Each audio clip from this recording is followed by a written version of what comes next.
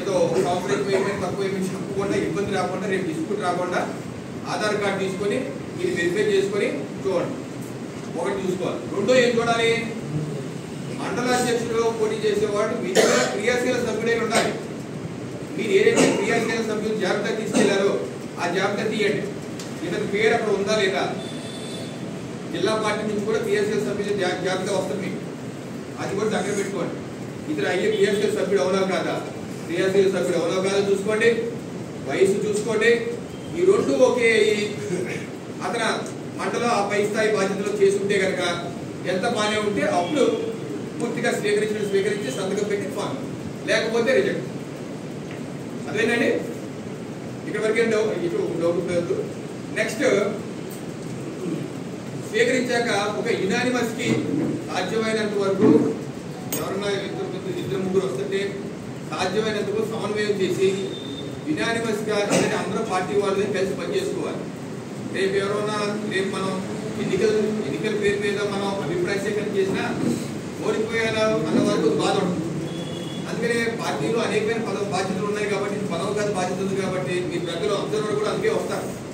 అబ్జర్వర్లు కూడా అందుకే వచ్చి సమన్వయం చేసే ప్రయత్నం చేస్తారు.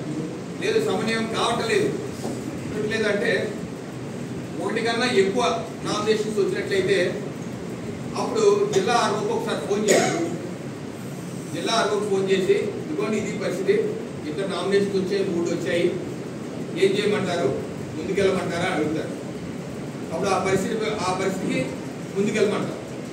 ముందుకెళ్ళాలి అంటే అప్పుడు ఏం చేయాలంటే అభిప్రాయ సేకరణ చేయాలి. అభిప్రాయ సేకరణ ఎలా చేయాలి, పోలింగ్ బూత్ అధ్యక్షుల్ని ఒకటో పిలవాలి అంటే వీళ్ళిద్దరూ ఇది మండల అబ్జర్వర్ వీళ్ళిద్దరే కూర్చుంటారు. మిగతా వాళ్ళందరూ బయటికి వెళ్ళిపోవడమో లేదా వీళ్ళిద్దరూ వేరే రూమ్కి వెళ్ళడమో కూర్చుంటారు. కూర్చొని మండల పోలింగ్ బూత్ అధ్యక్షులు లిస్ట్ పట్టుకొని పోలింగ్ బూత్ అధ్యక్షులు ఒకరికొకరు రమ్మంటారు. రమ్మన్నాక అలా వచ్చిన పేరు ఏ బూత్ కలుపుకొని వచ్చిన టిక్ పెట్టుకుంటారు. మీరు ఎవరు ఇంట్రెస్ట్ చూపిస్తారో అడుగుతారు. ఫలానా పేరు అది రాసుకోండి, ఫలానా పోలింగ్ బూత్ అధ్యక్షులు ఫలానా పేరు. అలాగే పోలింగ్ బూత్ అధ్యక్షులు అందరినీ పిలవండి, వాళ్ళ అభిప్రాయాలు మీరు రాసుకోండి. ఇది అయిపోయినాక మండలంలో నుండి జిల్లా పదాధికారులు ఆ పై స్థాయి ఇంకో జాబితా కూడా వస్తుంది జిల్లా పార్టీ నుంచి, వాళ్ళని కూడా రమ్మనండి, వాళ్ళ అభిప్రాయం కూడా తీసుకోండి. ఒకవేళ వాళ్ళల్లో ఎవరన్నా అక్కడ రాకపోతే విధిగా ఫోన్ చేయండి. ఫోన్ చేసి చెప్పండి, ఇలాగా ఇద్దరు కంప్లీట్ చేస్తున్నారంటే పోటీదారులు వచ్చారు, మీరైతే ఎవరైతే బాగుంటారని చెప్పేసి ఆ జిల్లా పదాధికారుల జాబితా వాళ్ళకి మాత్రమే ఫోన్ చేస్తారు. పోలింగ్ బూత్ అధ్యక్షుడు ఫోన్లు అక్కర్లేదు. ఓకే అండి, జిల్లా పదాధికార స్థాయి వాళ్ళకే ఫోన్ చేసి అభిప్రాయం తీసుకుంటారు. ఈ అభిప్రాయం తీసుకున్నాక అప్పుడు మళ్ళీ జిల్లా ఆర్ఓకి ఒకసారి ఫోన్ చేసి ఈ అభిప్రాయాలు ఇలా వచ్చాయి, ఇది పరిస్థితి అని చెప్పి ఎక్స్ప్లెయిన్ చేసి ఓకే అంతా సిస్టమాటిక్గా ఉందనుకుంటే అది పేరు ఎవరైతే గెలిచారో దాన్ని అనౌన్స్ చేస్తారు. గెలిచారు అనకుండా ఎక్కువ అభిప్రాయం వాళ్ళకి వచ్చిందని చెప్పి అనౌన్స్ చేస్తారు. ఈ ప్రక్రియ అంతా మండలాలకు అలా ఒక పుస్తకం పెట్టుకోవాలి.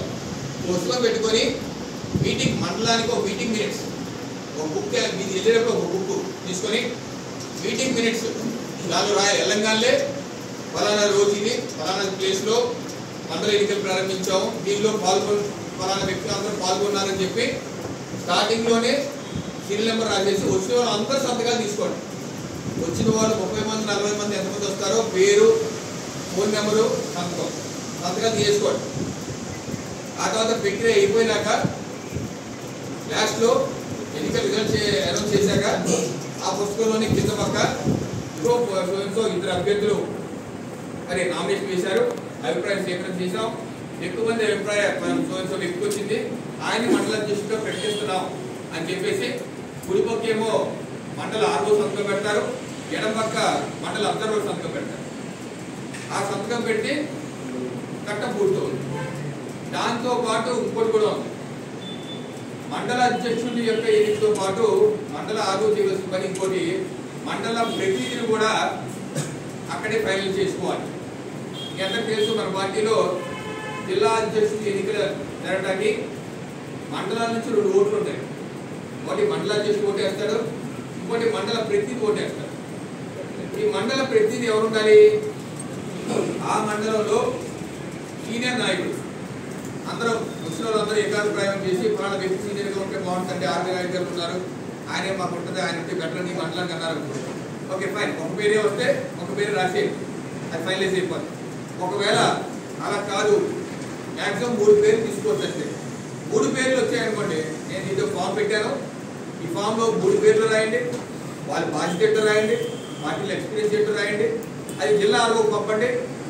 దాని యొక్క 3 ఏ పేరు అన్నది ఫైనల్గా రాష్ట్ర పార్టీ నాకు వదిలేసి జిల్లా ఆర్ఓకి సెలెక్ట్ చేస్తారు. 3 ఏదో పేరు జిల్లా ఆర్ఓ చేస్తారు. ఓకేనా? సో మీరు మండల ఎన్నికలు అయిన తర్వాత నెక్స్ట్ ఘట్టం మండల ప్రతినిధి కూడా ఈ యొక్క ఫారంలో వివరాలు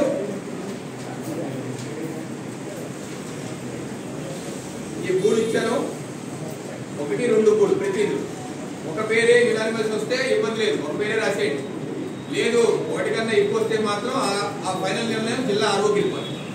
ఇది అయినాక ఇదిగా మళ్ళీ మండల అధ్యక్షులుగా ఎన్నికైన వ్యక్తి యొక్క బయోడేటా, అతని పేరు, పూర్తి పేరు, అసెంబ్లీ, మండలం, వయసు, పార్టీలో గత బాధ్యత, వృత్తి, పూర్తి address, phone number, WhatsApp number, ఈ వివరాలు కూడా జిల్లా ఆర్ఓకి అందజేయాలి.